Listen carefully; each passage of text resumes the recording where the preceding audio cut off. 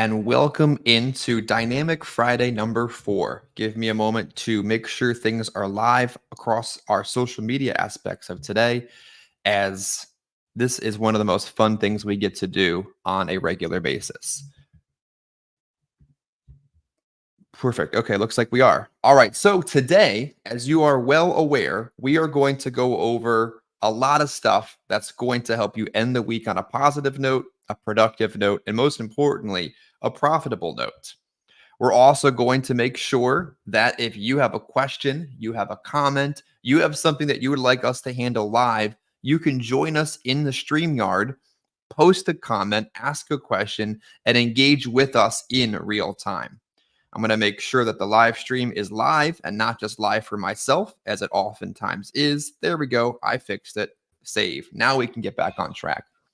As you know, we are getting used to doing our Friday, Dynamic Fridays live across Facebook, across YouTube, and of course, on Free Conference Call HD. But wait a second. Why would you join us on StreamYard? Why would you do anything like that at all? Well, here's a couple reasons. To interact, like I said a moment ago, to ask a question.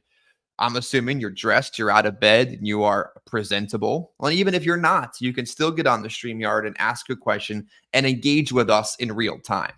We're working to move a few of the old school methodologies that we have into the modern era of insurance sales and final expense. And this is one of them. The morning call concept has always worked. It's worked from the moment I entered this industry in 2015. It'll work for years and years to come. But hey, it's also fun to take it into the modern era and bring it face to face.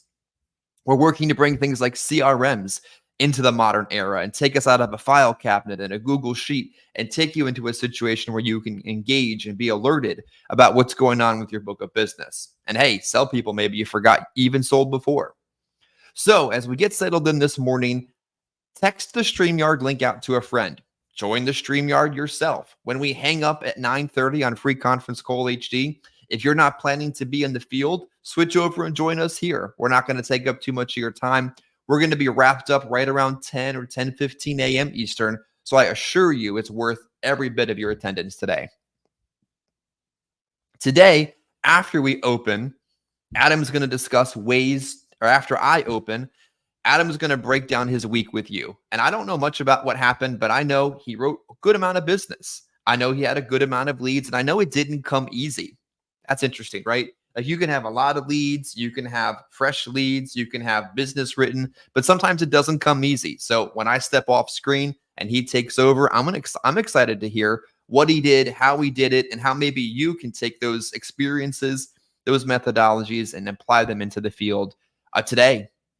Also, before we get to his segment today, where he's going to cover in a long form topic, persistency, I'm going to share with you some persistency tips that have always worked for me. Hopefully, these tips don't take away from what he has to share today. But if it does, hey, can't hurt to hear the same thing twice, right? So appreciate you being here today, either on the conference call, on StreamYard, on Facebook. And if you happen to be catching us on social media, I need a favor of you. Drop a comment. If something that we say today helps you make money, is interesting, is educational, is something you've never heard before, or you're with our agency, I really would appreciate dropping us a comment so the algorithm works in our favor. All right, so I'm going to go over some persistency tips of my own and then turn the call over to Adam for his thoughts. Number 1, policy delivery. The best, whenever I hear an agent say to me, I'm having trouble with persistency, like I have too much business falling off the books. You know the first thing I'm going to tell them? Well, go back to delivering your policies. Or if you're selling over the phone, make sure you're texting them and mailing them something tangible very soon after you've made that sale. Policy delivery was one of the biggest reasons why I had a 93% persistency in one of my biggest years of sole personal production. I was at an IMO convention in my first couple of years of the business, and I heard a leader in that organization say to me, you should deliver all your policies. And I thought to myself, well, I'm going to do what I'm told here. It seems like that person's making a lot of money. Let's try it. What could it hurt? So for a good part of the next year, I delivered every single policy that I could. Now, you can't deliver all of them. Some of them don't get mailed to you. But that doesn't mean you can't make a 30-day touchback, right? That doesn't mean you can't deliver a thank you card or call them or visit them a second time. This is the tip that is also directly compatible to Medicare. If you're not making a 30 or a 90-day touchback with your client, if you're not answering their calls when they call, I can guarantee what should be very sticky business is not going to be. So I would encourage you, if you want good persistency, good policy placement, and you're not selling 30 or 40 policies a month where you're just not going to have the time to do this, try delivering your policies. No, don't deliver them on a Monday or a Tuesday afternoon. This is an amazing activity for you to do Friday after you've written your goal and the money you need to make is made. And you can go back and have a stress-free conclusion to your week, or one Saturday out of the month. Stack those policies high, put them in the front seat and hit the field and drop them off. I've always found as well when I'm delivering policies, this is a perfect opportunity for referrals, upsells, cross sells, and additional business you may not have found or discovered when you were there the first time. Next tip on persistency I have for you today, and hopefully I'm not stealing too much of Adam's thunder, but biggest mistake that I tend to make that would lead to fall off is writing the bank account down wrong. Like, have you done that before? Maybe comment below if you've made that mistake. I'm willing to admit live and on camera, I've done it plenty of times before. It's very easy to transcribe or cross over or miss a zero. And before you know it, you get an error, invalid account, no account located, or whatever it was, you're getting a chargeback. Well, guess what? Collect a voided check. Take a picture of a check, write it down, have them read it, double check it, whatever you need to do, make sure you have the correct bank information. One of the reasons I love Baltimore Life is Baltimore Life does a pre-check on the account. And if the account is incorrect, it tells you. So you almost can't make that mistake when you're using their product. Remember, you can look up routing numbers. You don't need to ask them for it. They actually find it pretty interesting on the consumer end that you already know it and you can find it. So don't worry about routing numbers. You can look those up, right? Make sure that you have the correct bank information. And if you get back that invalid account number or no account located, that's your mistake. We all make them, but go back and fix them. Number 3. Now, this one is super valuable, I think, to those of you that have just started to experience maybe that early wave of fall off, those chargebacks that come in right around month 4, 5, 6, and 7. You've never encountered this situation before, and the first time it happens, don't make the mistake that I made. So you're working out in the field. You're working over the phone. You're working midday, and you get an email from a carrier that Miss Johnson has canceled her policy. Guess what? Some of these carriers actually send out cancellation emails in real time. Some of them come in overnight. Some of them never tell you. Don't know why they would do that. But if you get a notification in the middle of the day that someone's canceled, let me tell you something. Do not run over to their house and immediately show up and bang on the door and try to find out why the flip they canceled. It doesn't work. I made this mistake before, and it cost me not only time in the field, other sales opportunities, but was a major kick in my confidence. And I see agents making these mistakes before, and I don't want you to do that. If you get a cancellation email in the middle of the day, direct from the carrier, and you rush over to that client's home, guess what? That's the wrong time to be there. Emotions are high, tensions are high, and showing up there is not going to help fix the situation. Or maybe you wake up in the morning, you wake up to a chargeback email and you say to yourself, that son of a, I cannot believe she, and before you know it, you've dispensed with your plans for the day and you're going over to her house the very first moment and banging on the door like you were just dumped by your high school girlfriend. Bad idea. Stick to the plan you had for the day no matter what your email tells you. Here's what I suggest. And take it as it may, you come up with a list of those fall off situations. Call it your lapse list. And you write them down, you get them out of your email, you get them out of your eyesight, you put them in a black book aside for later. And after a successful sales week, you write your minimum 3,500.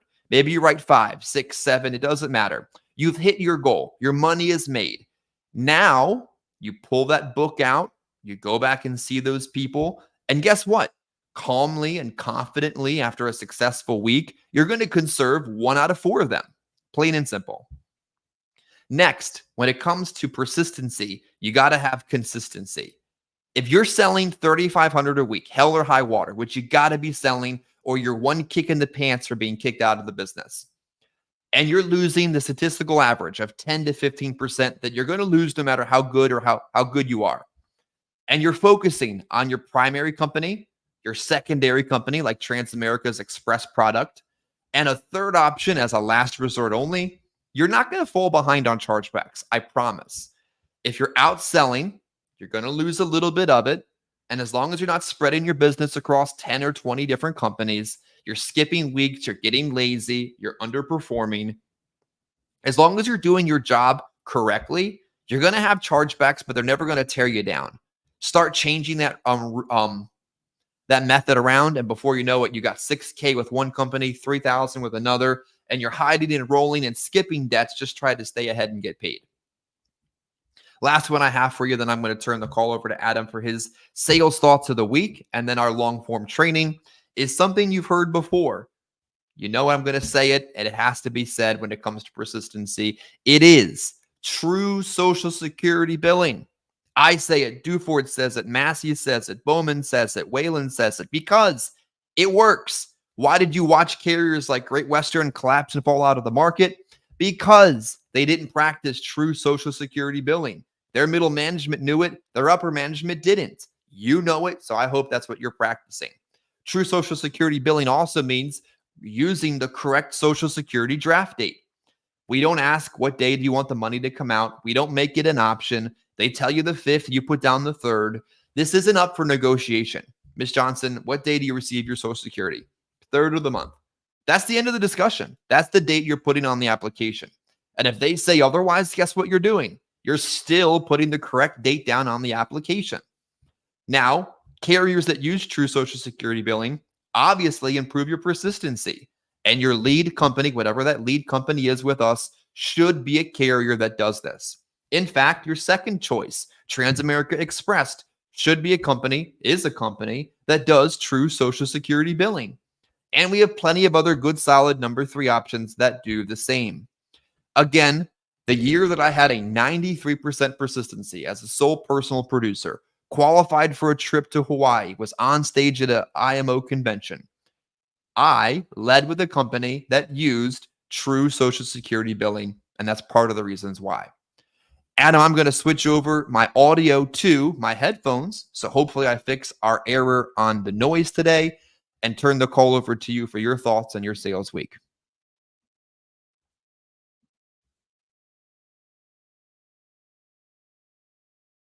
I needed to unmute. Thanks again, everybody. Good morning. So yeah, I'll go through my week. Honestly, it really wasn't that exciting of a week. Kind of like what you said, Chris, is that sometimes we really have to push and find those sales, and you just really never know how the week's going to go. I mean, you can expect a lot and end up with not a ton. Sometimes you could really expect the opposite. You could expect that, maybe you're not expecting to have the best of weeks. Maybe you didn't prepare well, but you find those sales. This week, I had like 25 new leads to work. I had the appointment setters setting up appointments for me. But honestly, I don't know. The week just kind of started off a little, I don't know. I can't really think of a word. A little different than usual, because usually I'm out in the field Tuesday, Wednesday, Thursday.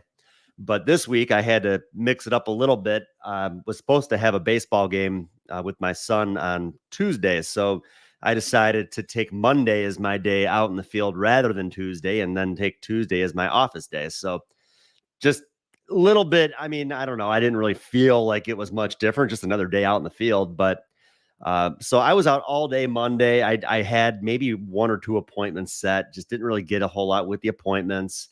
Door knocked leads, kind of the same results, just not really getting anybody at home. And so I totally struck out on Monday. Just nothing too exciting about my Monday, really nothing else to share about my Monday. And then Tuesday, when I could have been out in the field, I was home in the office. And then it rained all day. So the day that I planned on taking off, just sitting in the office and going out, having a coach at night. It didn't work out because we ended up getting rained out anyways. But anyways, Wednesday, kind of similar to my Monday. I had some appointments set, really wasn't getting a whole lot with anybody. I don't know if there's just something in the air or what, but just not great results. I sat down with a few people. I had a lot of cancellations, and it wasn't, or no shows, I guess you could say. And it wasn't the appointment setters. These were appointments that I had already kind of had on the books, people that maybe I had already talked with. And that's where, kind of like what I talked about last week, we can't depend on follow-ups. We really need to focus on making that sale on the initial visit, because and we can't give in to the person we're talking to.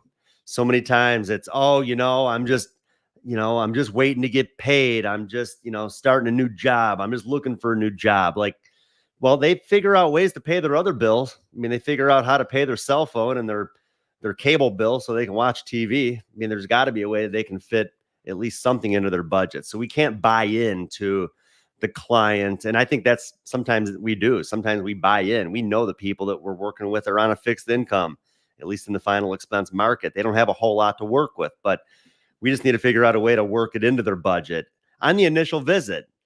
Because like I said, the chances of making a sale after that, pretty slim.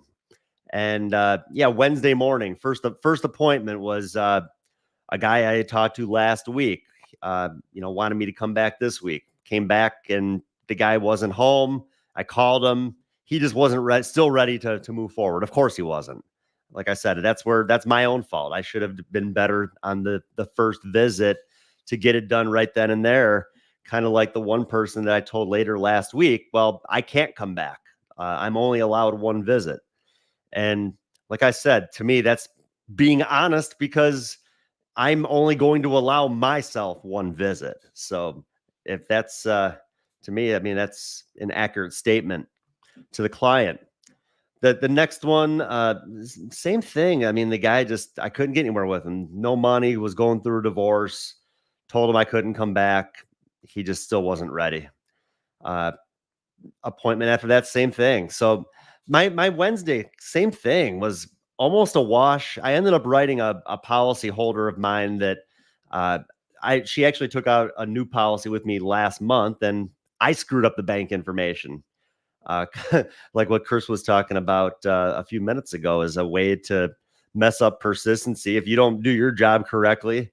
Well, I mean, that was one that I had already gotten paid on, but because I was one digit off on the bank, well, that led to a chargeback that I ended up having to go back and rewrite. So my Wednesday, the only thing I wrote was a rewrite. And then yesterday, I actually did sit down with somebody that was kind of like a follow-up. It was one that I'd been working on for a while, actually. This lady, she had some pretty significant health issues. I sent Chris over. I took a picture of her medications, and I mean, she was like on a shopping list of meds. It was like 3 pages full of medications. But like looking at the medications and seeing what Chris had written earlier in the week, Chris wrote one with the Transamerica Express product. And I think he mentioned that the person was on a medication for seizures and a few other things. So yeah, I ran it by Chris. I figured, what the heck, maybe even though they're on all these different meds, and there's still a possibility, we don't know what else the person was taking or had previously taken over the last few years. But I did try running it through with the Transamerica, and it came back graded. I ended up moving forward with another option, another carrier. I actually switched over to I would almost call it like a guaranteed issue product with one of the fraternal companies that I'm contracted with. And I'm telling you, boy, the rates were awesome. I mean, they pretty much beat out everybody. And there was nobody that was going to give this person a first day coverage policy. I mean, based off of the medication that she was taking, I would have been sitting there all day trying to figure it out. And evidently, I think there was maybe like some heart issues going on. But I remembered, that with the Transamerica, I think they look at the whole picture. They don't just look at if the person's got like a heart issue, that's one thing. I think she just had too many other things going on with her outside of just one condition. That's why they pushed her to graded. But anyways, yeah, I went to the guaranteed issue. This lady was 59 years old, and I wrote her a $25,000 policy for $103 a month. So, I mean, I thought that was a great price for a guaranteed issue. I mean, most companies, I mean, even at that age, you're going to get maybe half as much coverage for $100 a month, maybe a little bit more, but not much. So, and then while I was finishing that one up, she pulled out this Mutual of Omaha graded mailer that she received. Their graded product where pretty much everybody is on a 2-year wait. And that's actually it. Yeah, it's like a guaranteed issue as well with the 2-year wait with the return of premium. And she said, I'm going to take this one out too for my brother. I'm the insured, but I want him to be the beneficiary on this policy. And the company that I wrote the guaranteed issue with, the 25,000 was the most amount of coverage that they would do. She was maxed out at 25,000. So the Mutual of Omaha mailer that she pulled out, the premium for 10,000, it was like, I don't know, $42.80 or something like that. So I was just kind of thinking about it for a minute. I just wrote her this policy that's just a return of premium as well, where if she were to pass away within the first 2 years, that's pretty much all the family's going to get back is the money that was paid in plus the 10% interest. So I was thinking about it, and I'm thinking, you know what? I know I can do a little bit better for her on another additional policy. So I went over the GTL with her. And I told her, I said, well, look at this plan, 10,000 in coverage. It's a few dollars more a month. It was 53 a month for 10,000 at her age. But I told her that the first year it's the return of premium, but after the 12th month, at least by next year, it's going to pay half of that face amount. I told her with the Mutual of Omaha, kind of just like the other policy we wrote, the family's still going to be at a lot of risk over the next couple of years. I said, at least with this GTL by next year, at least it's going to pay half. So it'll be worth 5,000 by month 13. I said, don't you think that's worth an extra $10 a month over that Mutual of Omaha that they're just going to return the premium? At least you'll be covered with 5,000 by next year. And she agreed. And so I ended up writing her 2 policies. I wrote her the one with the fraternal, which was, like I said, they call it graded. I look at it almost like a guaranteed issue. And that was 103 a month, and then the GTL for 53 a month. And then the rest of my day kind of went the rest of my week. Just not a whole lot. I had one appointment after that one. I showed up and the lady comes outside and says that her husband had COVID to come back in a couple weeks. I don't know if she was being honest or not. She might have just said that to try to shoo me away. But anyways, I'll go back in a couple weeks and see what I can do then. That's not going to be enough to push me away forever. I'm going to go back. So I put together a few other routes, sat down with a few people, just not much happening. And then it was about 5:00 at night. I ran and got a coffee and a small snack, and then I had a few leads that were like in another area that was about maybe 35, 40 minutes away. And I figured, well, heck, I mean, I'll drive over there because I'll have a little bit of time once I get over that way to hit, 3, 4 leads, whatever. So as I was driving, I got a phone call from a client of mine, and her niece needed insurance, and they were probably about an hour away.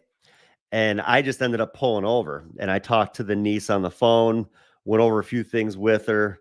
And then I ended up going over there. I decided rather than the direction I was heading, I ended up driving over to their place, and I ended up writing her up with her husband. And they were younger. She was 30, he was 32. It ended up being, I think maybe like a little over 700 annualized total between the two. It was like maybe 760 annualized, something like that. So not bad. I mean, like I said, the week was just kind of, I don't know. It was just kind of like not the best, but still wrote some business. I think I'm at a little over 3,000 for the week. I think maybe like 3,200 for the week. And I do have an appointment today. I usually don't work on Fridays out in the field. This is another one that I've been trying to get a hold of for a while. That it's like a guaranteed sale. It was actually one that it was one of my dad's policy holders that somehow the policy, they did like some sort of look back on it after it was issued. This carrier did this and they ended up rescinding it. There was just stuff that wasn't disclosed. He doesn't write a whole lot out of like the one carrier that he uses. So he said, well, go visit with this person. You can probably do something for her. So appreciate his help too. He's been in the business for, oh man, close to 50 years. And he doesn't get out in the field anymore pretty much at all. He does majority of his business over the phone. And this was just somebody, same thing, that maybe wanted to sit down with me or sit down with somebody, didn't want to conduct any more business over the phone. And I just have maybe some additional options that I can help her with. So yeah, like I said, that one is kind of just like an added bonus. I think it's a sure sale. That one I'm probably going to try to push through with the Transamerica Express. I haven't written any with them yet, but it looks like a good product. Tried it once or twice. I'm hoping for better results the third time. So, but that's about all I have on this portion of our call, Chris. Like I said, I don't think I really had a whole lot of excitement out there this week. Ended up writing a lot of fraternal business, which doesn't happen too often. I'd say 3 out of the 4 apps I wrote, 4 out of the 5 apps I wrote so far were with fraternal companies. So just kind of went that way. But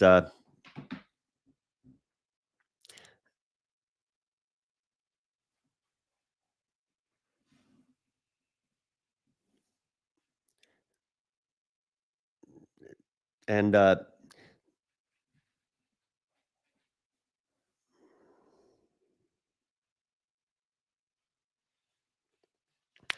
right, we just closed off our call on over the phone, our conference call, and we will be starting our long form training on persistency here in just a couple minutes. I think Chris had a couple questions for me, so I'll throw Chris on here, and he went away. So I'll put Chris on as soon as he gets back, and then we can kind of go through a few things, and then we will conclude with our long form training here. So there we go. There's Chris. All right. I think I have all the things. Hold on. Give me 1 second, Chris. I gotta change my audio. All right. Hopefully we make the transition as clean as possible. You know what's interesting? I have a lot of questions I wrote down about what Adam talked about for the week. I'm going to give them to you, and then we're going to give them to him, and we're going to see what you guys think. But as I said before, why are we here on StreamYard? So that we can interact with you. If you're part of the agency, if you're part of the social media audience, if you're part of the industry, ask a question, comment below, and we would love to answer them for you. So this training doesn't just include us talking to each other, but includes us talking with you and makes everybody together. Adam, are we all good on our audio on both your side and mine? Just a second. I've got my mic and my MacBook speakers. I can hear myself, but I can't quite hear you. Questions I'm going to ask him in a moment is how important teaching ourselves our own lessons are. Like I told agent of ours, Landon, this week, do not write debit card business. It's a waste of your time. It's a waste of your everything. And he's like, okay, I get it. The lady doesn't have a bank account. She's not going to keep it. It's not worth the time. What did I do a few weeks ago? I wrote a lady with a debit card, thinking to myself, you know what? It'll stick. It'll be fine. I type up the application. I call it out. I count it as premium. Guess what happens? Doesn't stick. No good. Waste of time. I wrote her Medicare. Thank God I did that. The lead turned into at least that opportunity. But guess what? It doesn't pay. If they don't have a bank account, they don't have a direct express. We've taught it. We've preached it. I got to practice it. What Adam was talking about earlier, how there are no B-backs, such an important lesson. He went back a couple times on a couple people, and guess what? Waste of time. You got one opportunity while you're there to get in the home and to give the presentation while they're on the phone or face to face with you. That's your chance. There are no B-backs. Before I get into some of the other questions I had for you on your conversation today, how are we on our audio? Okay. I don't know why I can't hear you. Looks like I can hear me okay. I'm going to step out of the studio. Adam, why don't you start the presentation? I'll try back in a second.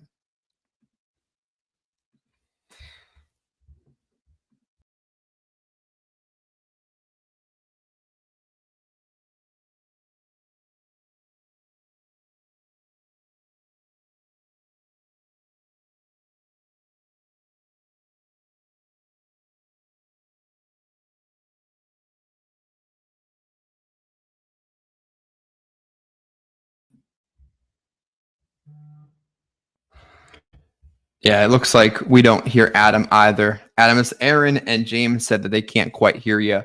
Hopefully they can hear me. I'll throw up the slide while he gives it a second to get the audio fixed.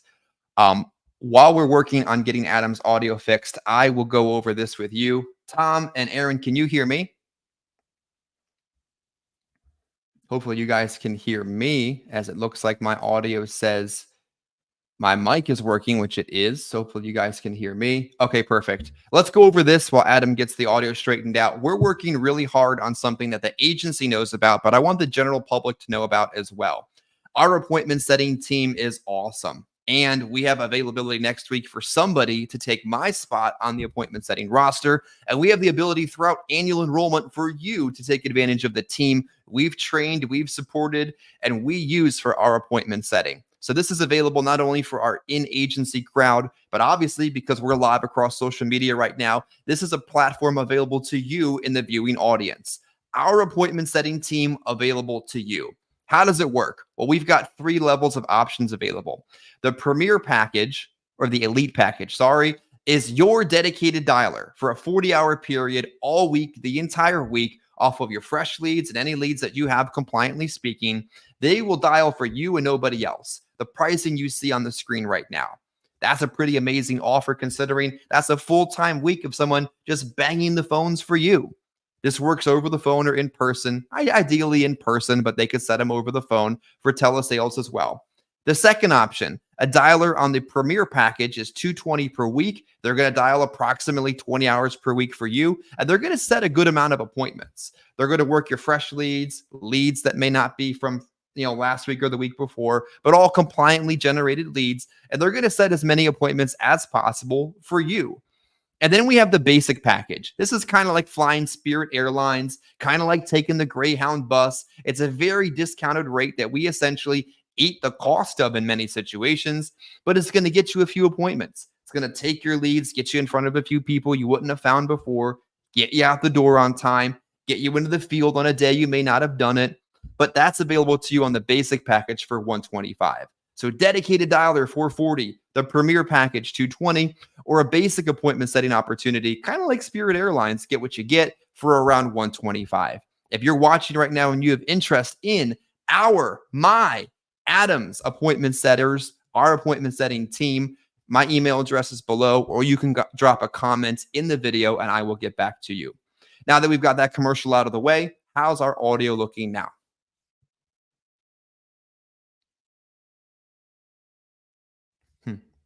Okay. Not quite sure why we are not able to hear each other. Maybe if we dispensed from the mic and just went on the regular side, we'd be able to hear each other okay? Okay. James, Kendra, Aaron, Tom, are you guys able to hear Adam on his side? Testing. No! The world has come full circle and I can hear you. Perfect. All right. Right. Sounds good, boy. I don't know. Yeah. Lately, my computer did an update like a week ago. Last week, I had no mic, no camera.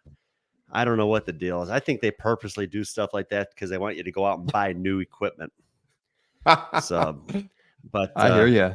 I think it's working now. But yeah, Chris, I think it's great to open up the appointment setting to other people out there. It's something I think a lot of people are looking for.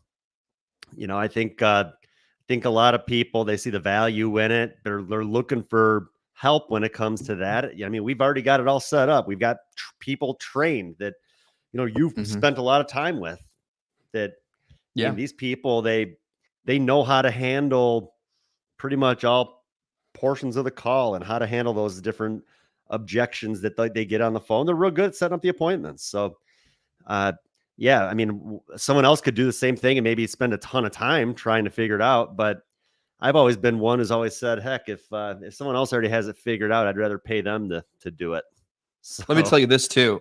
We all of our appointment setters use the Kixie dialing service, and if you signed up as your own individual, just Joe the agent watching this video right now, and found out that our appointment team uses Kixie dialing, and you wanted to sign up for it yourself, you're talking $300 and $400 per account per agent on your own retail pricing. Both of our appointment setters use their own dedicated Kixie dialer, and that's built into the pricing. Like, we're not even charging you extra, and we're paying extra for them to be using power dialing. And Adam, every single time they dial the phone, they dial from a local number and they dial from a different number. Like, that technology alone would cost you as the individual agent $300-$400 a month. And that's built into our platform as well. So hopefully, if you guys find that to be interesting, drop me a comment, send me an email, and we can get you set up next week. well, the amount of time that they spend to get those appointments set. I mean, I'll look at, we all share like our spreadsheets of leads with the appointment setters, and like I'll take a look at it, and I mean, you can see the activity and you can see like how many times they're calling these people. And that's where, I've kind of said in the past, people don't answer their phone, but if they get called 1,000 times by the same number, sooner or later they're going to pick up. So, so that's one thing that I like, is that they put the time in that I don't have the time to put into setting appointments, and they really do try their best to fill up the week, and that's their job, is just to set us up appointments. It's really our job to do the rest. It's not a guaranteed sale because they set you up an appointment, Mhm. but it at least adds that structure to your day.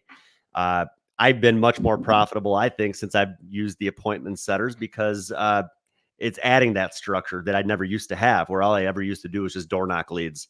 I still do that as well, but it helps to have that structure. I've even said it even helps me to get out of the house maybe a little bit faster in the morning when I know I got to get to that 9 a.m. appointment. So, Hey, uh, they'll even call your book of business. If you're watching this and you're getting ready for annual enrollment, you've gotten some fresh leads, you want to write those 50 or 100 enrollments, or you want to go back and see your existing clients, they will set those too. They'll set anything with a phone number and a human being behind the line. And if that human's going to answer the phone, they'll answer it for this team.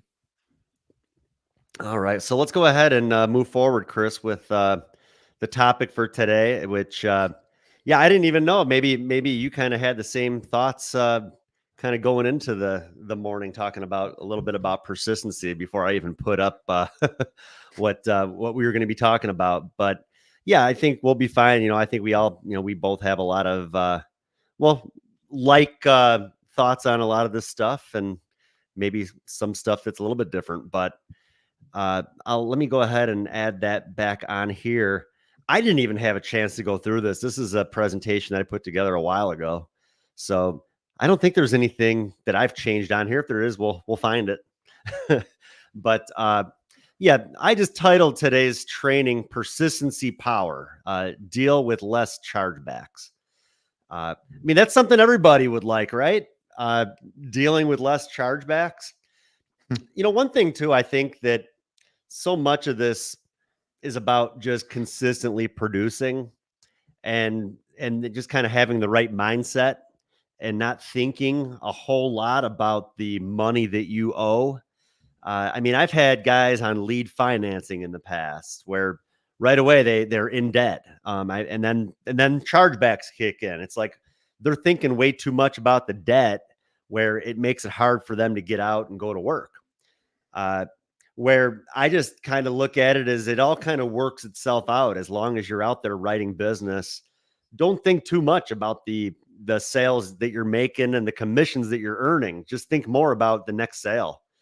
And the more sales you make, well, like I said, everything is just going to kind of work itself out, where you're not going to really have to worry about a ton of chargebacks. But there are little things that we can help you with, I think, as well, that can improve your persistency.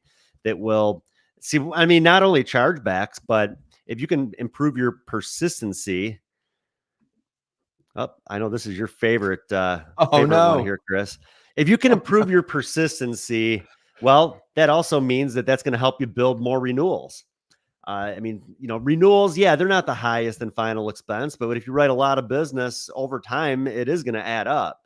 I think so many agents, they just focus on those 12 months. Like, as long as this piece of business makes it past those 12 months, well, then I'm in the clear. Uh, to me, I mean, you want that thing to stay on the books for as long as possible, because you're going to build up those renewals. You don't want to have to go back all the time and like write new business. That's not really in the best interest of the client either. I mean, we want the client to have something that's solid, that's there, that's going to stick, that's guaranteed, that we know for sure is going to pay out. So what I mean by that, all plans out there have like a contestable period.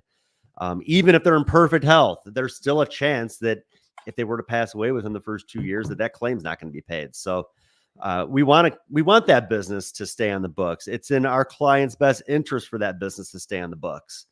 And that's really what we got to focus on, is what's in the best interest of our clients. And if anything, we can focus on maybe adding additional coverage later. But yeah, persistency, like I said, not only when we're talking about not having to deal with a lot of chargebacks, but let's talk about building up those renewals too. Because heck, you build up your renewals, that's your lead money. Then you have your investment already every week from the money that you've earned in renewals. So I always tell people the first 9 months are the hardest, because you got to make it past that 9-month advance, and then months 10, 11, 12 start kicking in, and then you have the renewals kicking in. So it gets easier the longer you do it. But yeah, we'll talk today primarily about ways of trying to conserve business, keeping that business on the books, and just some little tips that can help with not having to deal with a whole lot of chargebacks. Yeah, I think one of the things that I posted in the StreamYard, but if you're watching live on another method, you may not be able to see, is one of the 3 ways I survived the first month of COVID shutdown was having a quality book of business to fall back on and add coverage to. That quality book of business to add coverage to that was paying renewals that were helping pay the bills, and savings, like saving more than you spend so that if the world shuts down, your business doesn't shut down. Those are the 3 things that got me through that. And it was persistency in that book of business that was 2 of those major factors. Yeah, makes a lot of sense. So yeah, so like I said, from the beginning, mindset I think is important. Writing an application and earning a commission, that's just step one. We can't look at it as just one sale and like we're never going to see that person ever again either. Like, we want to treat our clients like they're our clients for life. It's funny, I said that before I even knew what was coming up. So that's really what we need to do. Show your clients that you care, like, truly, and they will stick with you. And I've even told people in the past, like, if you don't see the value in this, wait until one of your clients dies and go to the funeral and do your part to see that claim is paid quickly. Show up at the funeral and you'll see what a difference that what you did made to an entire family, even an entire community. So yeah, show your clients that you care. My presentation, we kind of went through last week. It hits home a lot with the clients. They feel good. By the time I leave, they like me. They know I'm there for them. And it makes a big difference. Half the time they're giving me a big hug when I leave. So yeah, show your clients that you actually truly do care, and try to actually truly care. Like, don't just fake it. Like I said, if you have to take that extra step, go to a funeral at some point of one of your clients, once it gets to that point, maybe that'll help. I've done it. And, that even has led to future business. So I'm sure, what do you think about mindset when it comes to this sort of thing, Chris? Well, you want your clients to keep what you sold because otherwise, like, why did you even bother? I remember a while back, I went out on a day I wouldn't normally work. I only had a few hours to work before the kids got home from school. And I thought to myself, if my ass is going to be out here dressed, ready to work, bag packed, appointment set, mindset on selling, then what I'm good at selling better stick. Like, I'm not going to take this time that I wouldn't normally take, go into a high stress situation where I only have a few hours to do it and then write business that falls off a week later. Like, what an incredible waste of time that would be. I could be doing other things. So why not do this to the best of my ability? And then once I did it once, I kind of carried that a little bit into every day and thinking to myself, why am I going to be in this home in sometimes these austere conditions with these type of folks that I wouldn't socialize with on a regular basis, take time away from my family, my agency, and not write good business? Like, why else would I waste my time? So I think that's an important thing to tell yourself. Like, take pride in the work that you do, the business that you write.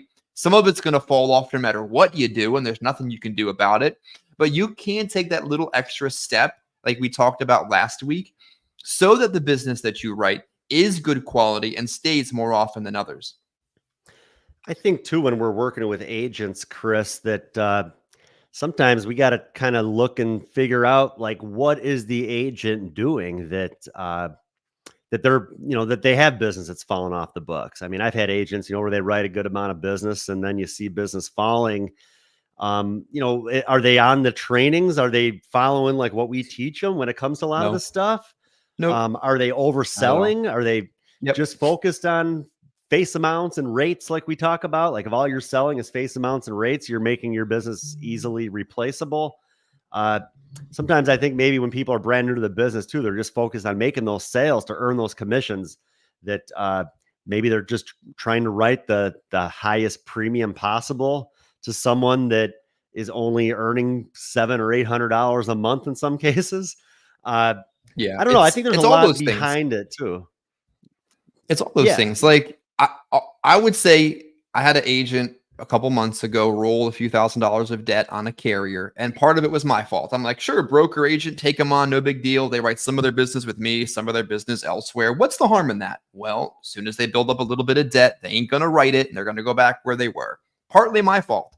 Second, every time I dug into their cases when they would show up as chargebacks, the draft dates were freaking wrong. Like, what are you doing?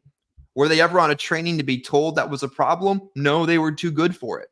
Yep. And where was the business even coming from? I don't know. I know when we're working with the leads and the agents are buying the leads and I see the leads, that's where it's coming from.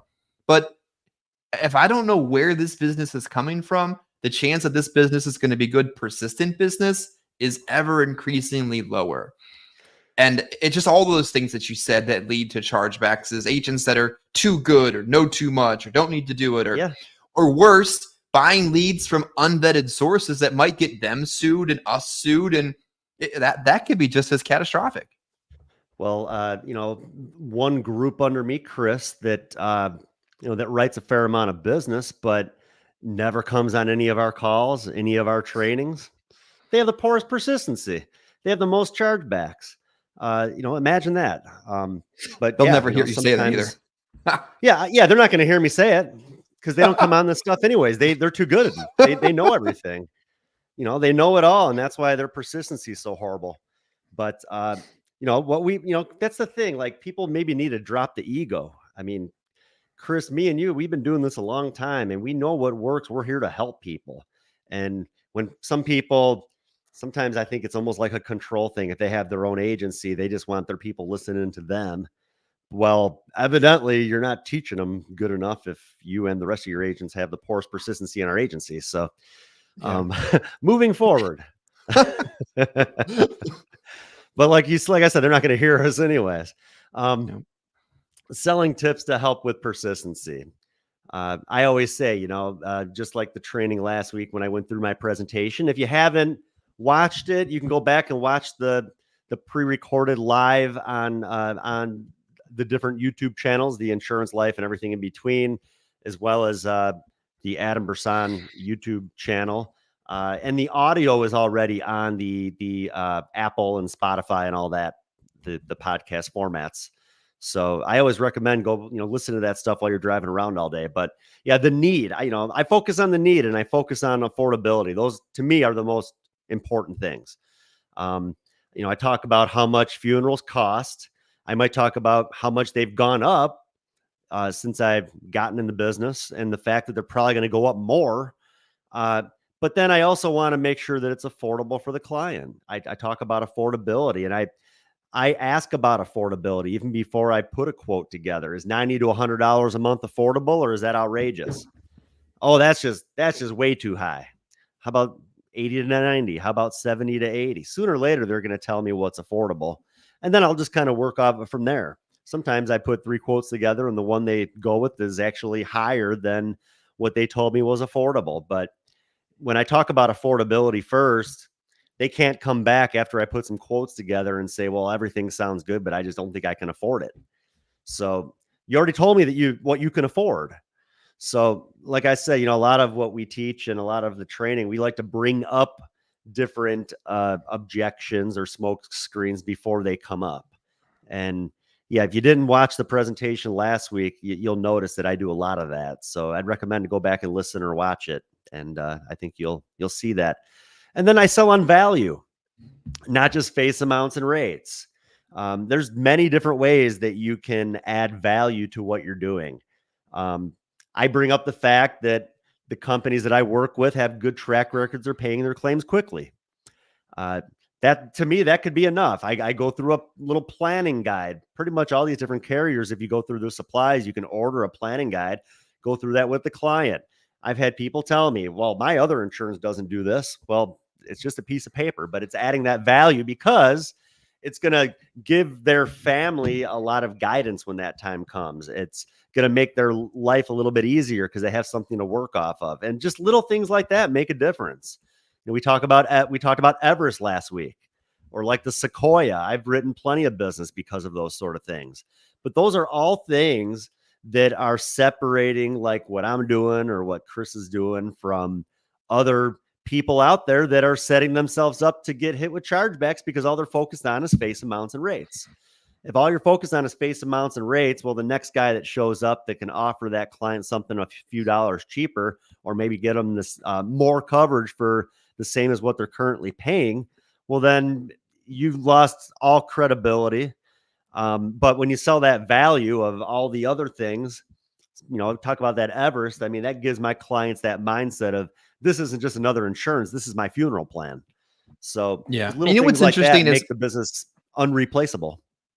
price does have a place. Price has a place, especially in the independent space where you're able to beat the rate and give them better value by getting them better coverage, but you can't become price dependent.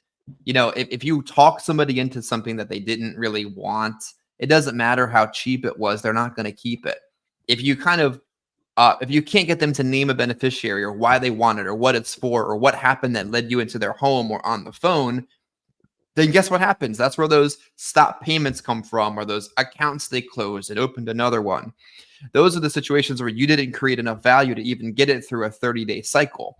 So understand the importance of price when price comes into play, but doesn't mean price is the only part of the process. Value is a multi-factored situation here. And persistency, one thing doesn't keep it on the books. Multiple things help build good persistency.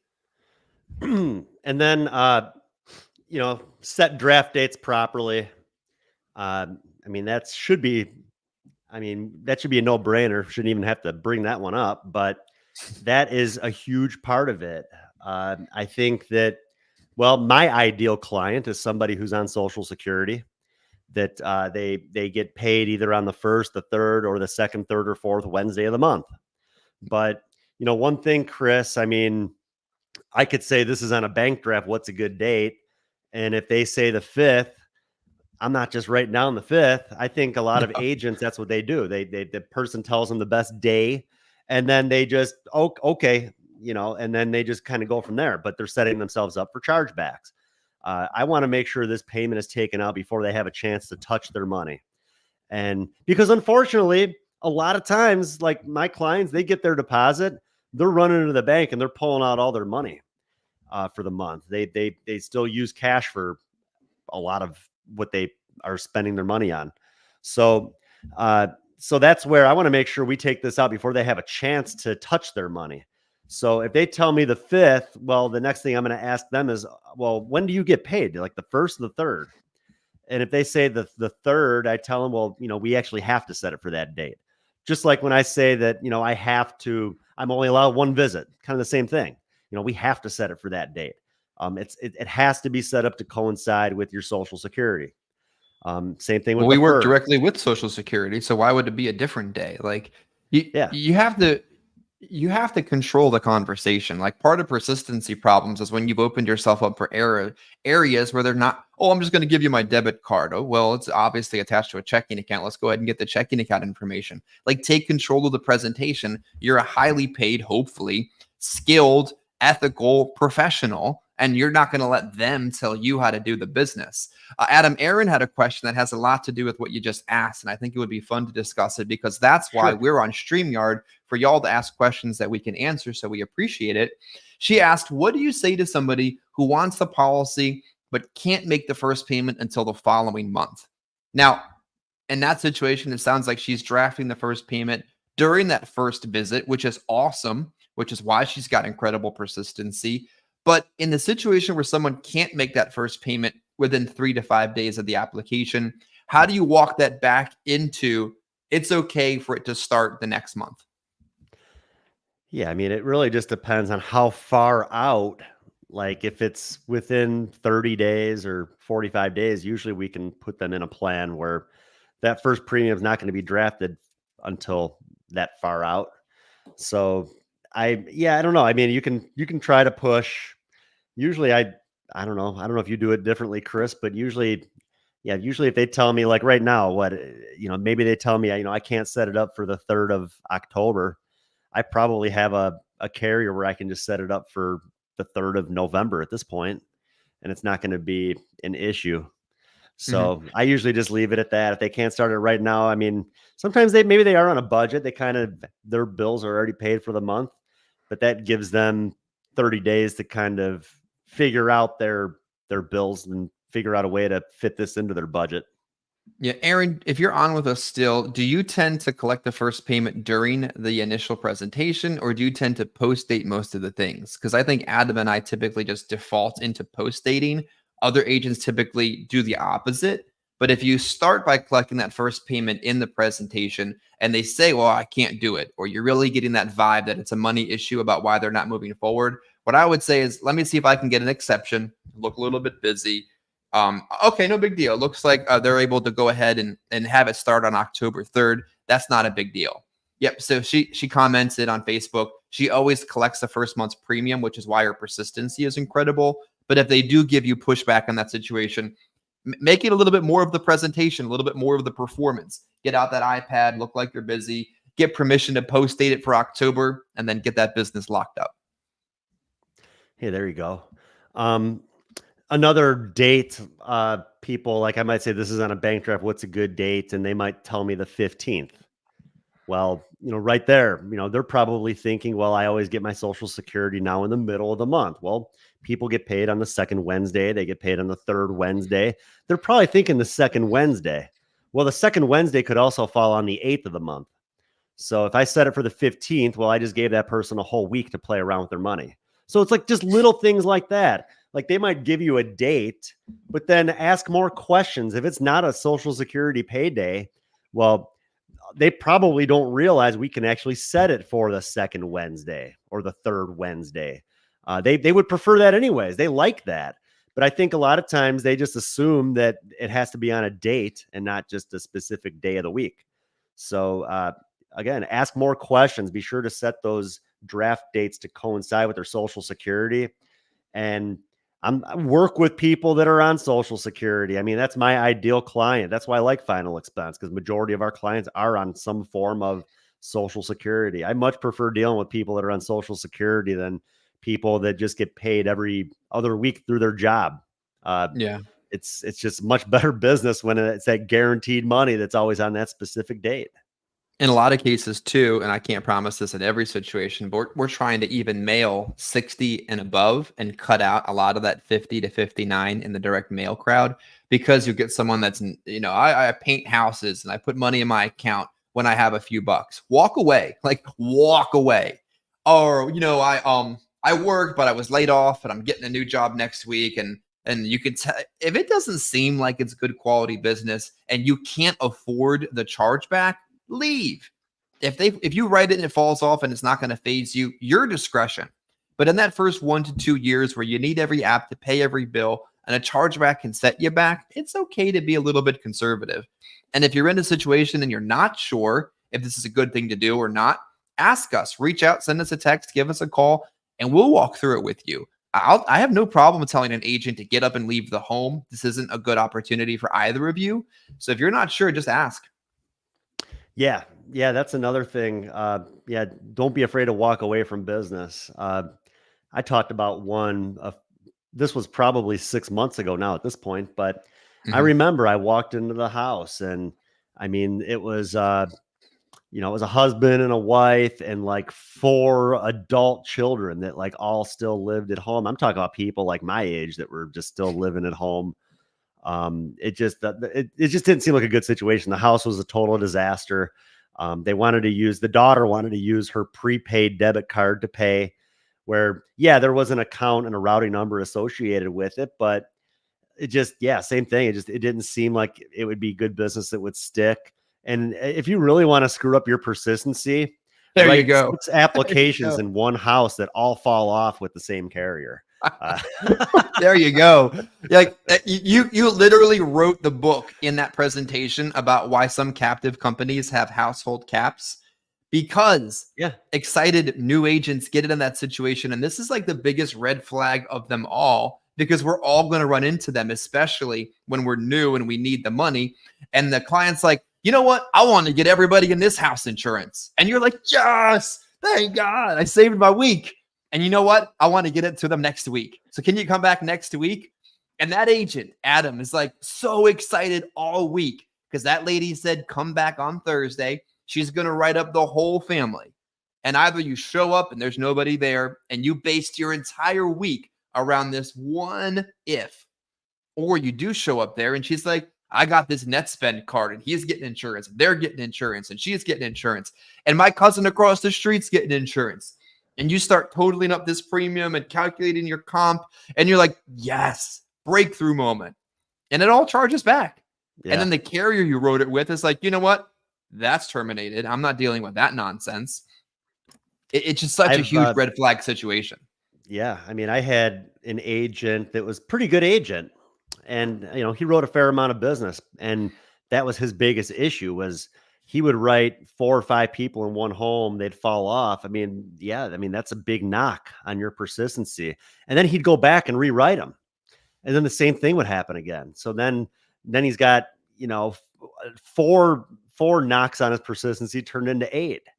Mm. And I think I ended up having to terminate the guy. He was a good guy. I mean, a lot of the people that I work with, we build relationships, friendships and that. But there's also a business side of the business, especially when I was an employee with a company. I mean, I kind of got to the point where I just had to say, sorry, wish we could keep you around, but your metrics are they're Awful. horrible. It's not profitable business. So, but I think it was a lesson learned. I mean, we actually reconnected later on and had worked together again for a while, but I think he did learn from his mistakes, which is good. That's the thing. I think as long as you learn, that's not what you want to do.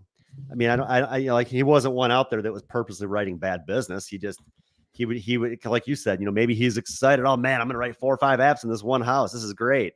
Where I was not afraid to just get up and walk out when I saw a business that was probably going to fall off next month.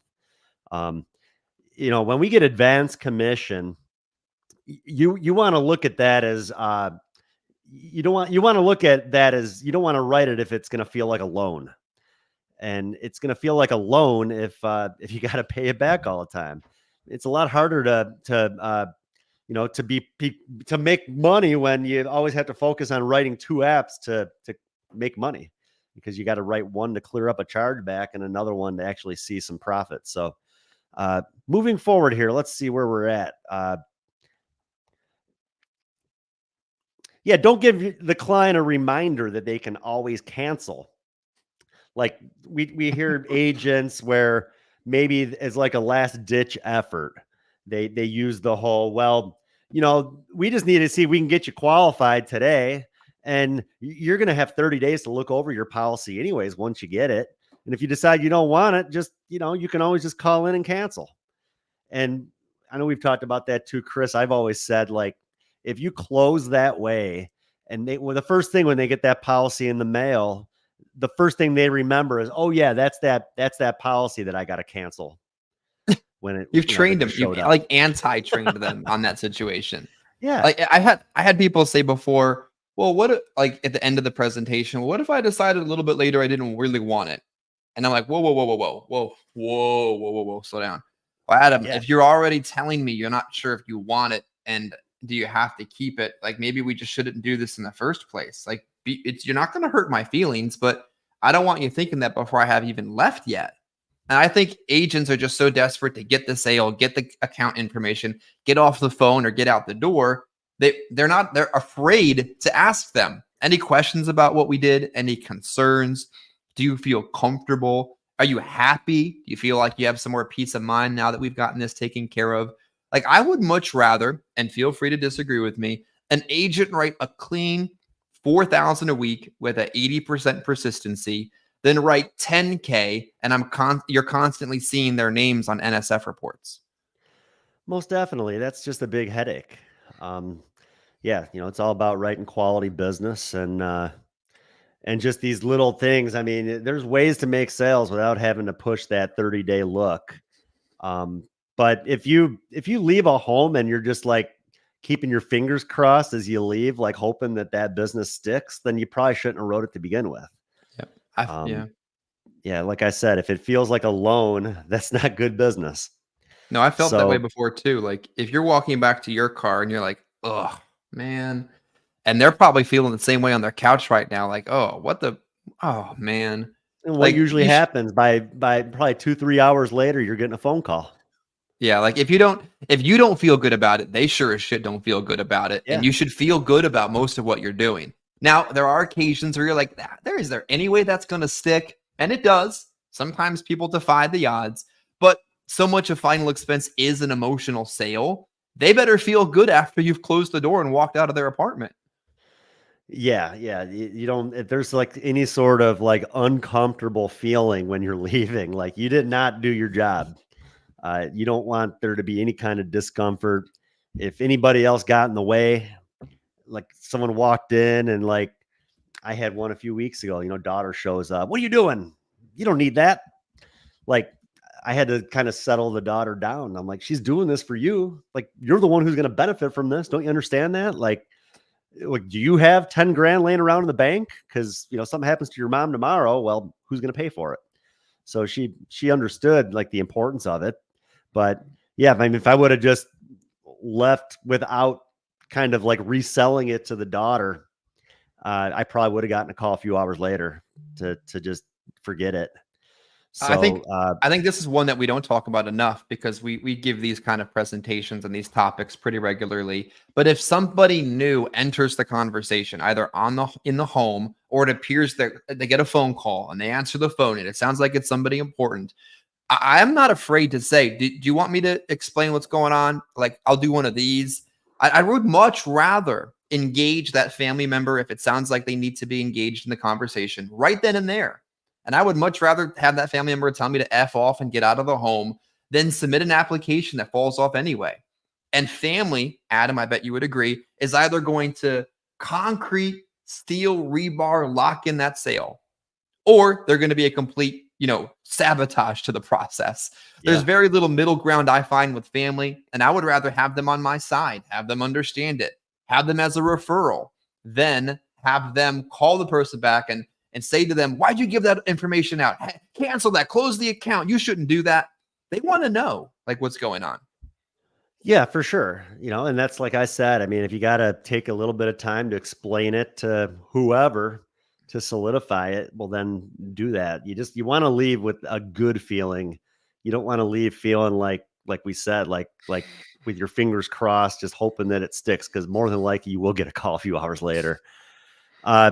So then, number 6 on the slide. I mean, we've already just been talking about this. Don't be afraid to walk away from bad business. So, little commercial here in between.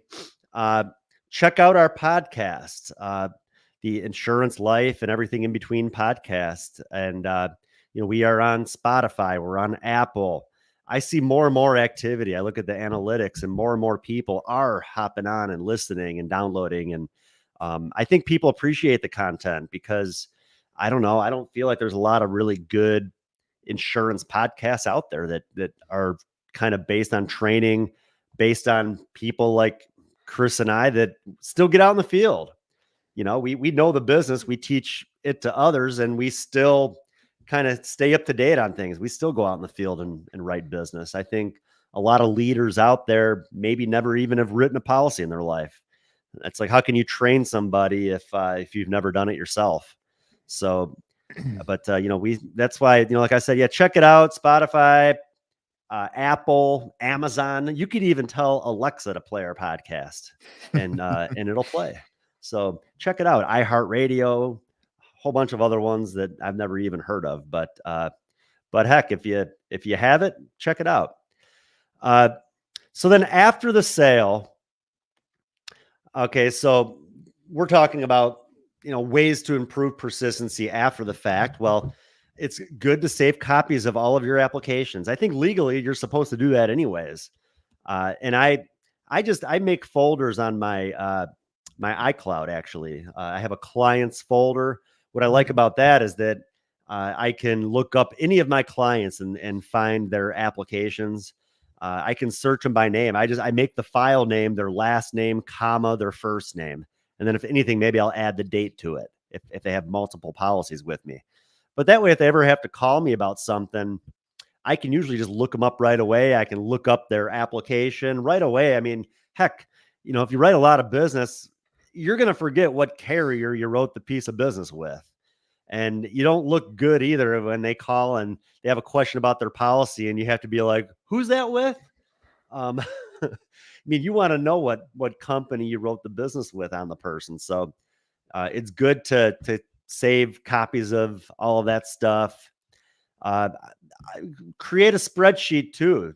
Or even if you use like a CRM, that's useful as well. Just any way to kind of keep track of your clients. And I like creating a spreadsheet of my leads as well, because the leads, even if I didn't write the person, I can go back. I can do my own mailers. I've sent out postcards in the past, and I've gotten calls back. People that maybe didn't respond to a phone call, maybe didn't answer their door when I went by, but they got something from me in the mail. Then they actually called me on it. So, and then I think it's good to do annual reviews. So if you have your policyholder spreadsheet, well, then you can create leads out of it. You just have to use like any kind of document creator like Microsoft Word. You can do like a mail merge and you can create like a lead piece. I'll show you what I'm talking about here in a minute. But if anything, you could, when you write that piece of business, you could set a reminder on your phone for an annual review for the following year. You could set a reminder right away.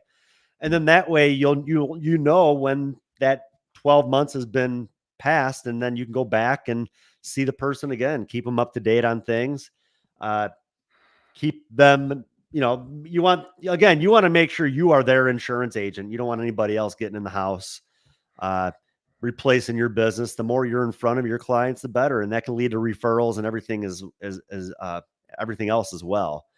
But yeah, this is kind of like what it looks like. All the different parts of the spreadsheet that I have, like all the different, the name, the address, the city, the state, the zip, these are all just parts of the spreadsheet. But then I'm able to create a lead on it. Like I said, I'll use like a mail merge sort of thing in Microsoft Word. And then I create a lead just like this. And then I just add that into my, like my Notability is like one of the ones we use to kind of keep track of our leads. So I just add it right into there. And if I'm in that area, I'll just add it into my route. So that gives me more people to see. So like I said, maybe when it comes to improving persistency, this, this doesn't do a whole lot, but it does help. Just again, kind of being and staying in front of your clients Yeah, and I think and leading to additional business. Yeah, I think you could even use your Google Calendar. And if you wake up and you don't have enough appointments on the calendar, use our appointment team like we talked about in the commercial segment in the beginning of the training. And you just don't have a full day of appointments. And you've been on leads in the field, at it for a year. Guess what you can do? Scroll back in your calendar to September 27th, 2023. And whoever you saw there last year, go back and see this year. And if you're working the same territories over and over again, because you should learn how to own a market. And if you're selling face to face, over the phone's a little bit different. But guess what? If you were there last September, you're probably not that far away this September. And guess what? They're going to be happy to see you. Adam, the very first person I ever sold a policy, God rest her soul. The 9th month, I was back in that building, back in front of her, asking about if she wanted to add coverage. And guess what she did? What you do, Chris? She added coverage. I'm like, this shit works. And guess what? All the times I went back to see somebody because I didn't know what else to do that hour of the day. I went into a home once and I had written the brother probably 2,000 or 3,000 AP. And I had a bad day. I was in their area. I went back to see them. And those two dudes had just bought pre-need policies, double the size of what I sold them a few months ago. Was able to upgrade them from that. Like, we think to ourselves, well, we only ever going to see them once. And if I go back, they're going to instantly cancel. And I should never go back again and never call them. You're missing additional opportunities because, as you so commonly say, if they respond to this form of marketing that brought you into their home, they're going to respond to other forms of marketing from other agents and buy from other people if you're not staying in front of them. Well, yeah, and heck, if you door knocked the lead the first time, well, they already know you now. They're going to let you in again. And like we talking about the need and talking about affordability. Well, on the initial visit, maybe all they can handle is enough if they were to pass away tomorrow. Maybe they can only handle enough coverage. Maybe they could only handle a $10,000 or $15,000 policy. But that's where when I go back, I'll show you. And I think that's probably one of the next slides here. When I go back, I'm going to go through and, real quick, I'll just kind of go through the little script here. This is if I go to the door. Hey, Mrs. Jones, remember me, Adam, with Unity Life Group? I was over about a year ago and helped you with your final expense plan with American Amicable, whatever company it would have been with. I was in the area and just wanted to stop by to do a quick review just to make sure everything is still set up the way that you'd like. Do you have 5 minutes to go over it real quick? Like I said, they're going to let you in. And then I'll sit down. Thanks so much for being a good client. I'm so glad I was able to help you with this. This is important. And at least your family will be taken care of when that time comes. And then I'll pull out the application that I wrote the year prior, and I'll go through it with them. Now I have down here that Susie, your daughter, she's down as your beneficiary if something happens, and that your son Michael is second. Like if something happened to you and Susie at the same time, then Michael would kind of take care of everything. Is that still how you want things set up? If they want to update their beneficiaries, well, then at least we can do it right then and there. If everything's good, well, then that's fine too. And then I'll just say, I see you have $15,000 and you're paying $60 a month. And then that comes out on the 3rd of each month. And now you're 65 years old right now. Now you're probably going to live to be at least 85 or 90, don't you think? And I say it just like that. And they're always saying, oh yeah. My mom lived to be 92. So, we got good genes. I'm going to live to be probably at least 85, 90 years old. So I'm just setting this up.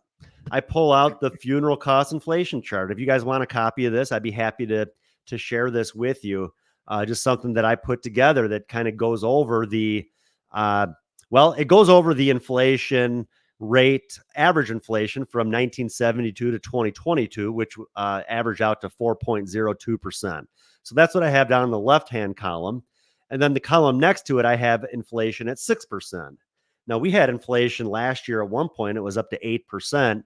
When I was putting this chart together, I tried it at 8%, and it was disgusting to see how much funerals went up. I had to lower it down to 6%.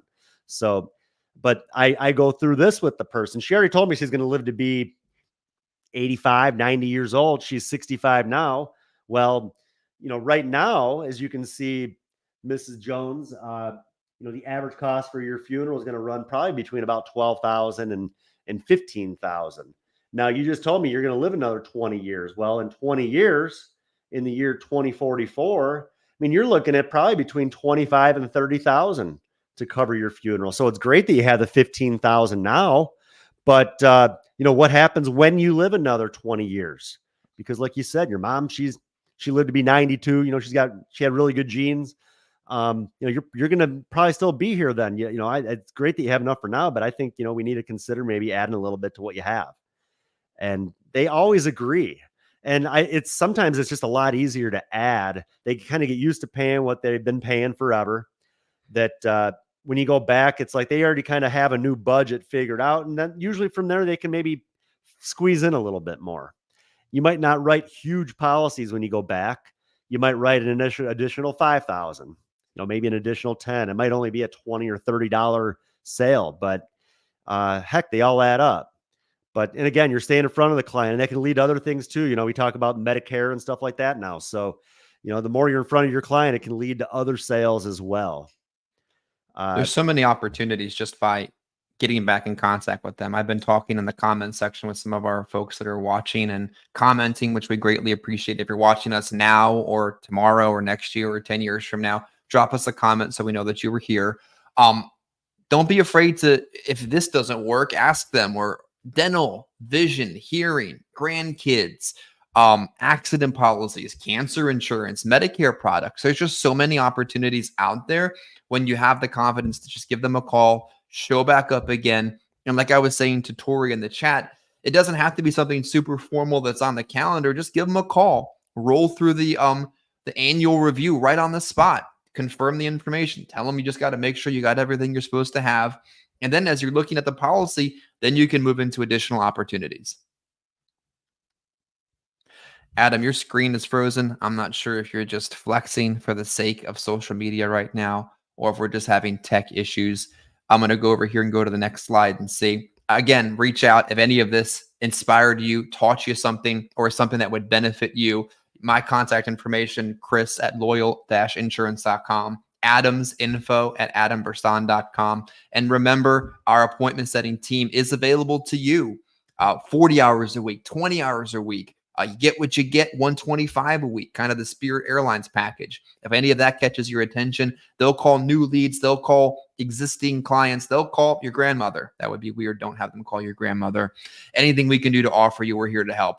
And again, make sure you end this week on a positive note, a profitable note, and a productive note. Like really make that effort. Like make sure that you end this week in a way that you feel good about what you did. However you choose to end today is how you're going to feel over the course of the weekend and how you're going to feel when you start the week. So be intentional about that as well. Adam, I wasn't sure if you were just flexing for the sake of fun right there, but hopefully I covered for a few minutes while you got reset. Yeah, I don't know. My internet just decided to take a crap or something. So it's back now. We're just about done anyways. I was just going to say, another commercial here. Check out Unity Life Group. We are expanding and building by the day. A lot of agents out there writing business, lots of different lead programs available when it comes to in-home sales, when it comes to even telesales, and just ways to kind of get people in front of people to make money, whether that's a free lead program or just ordering leads to kind of have leads readily available for people. So, check us out. Great opportunities to build a team.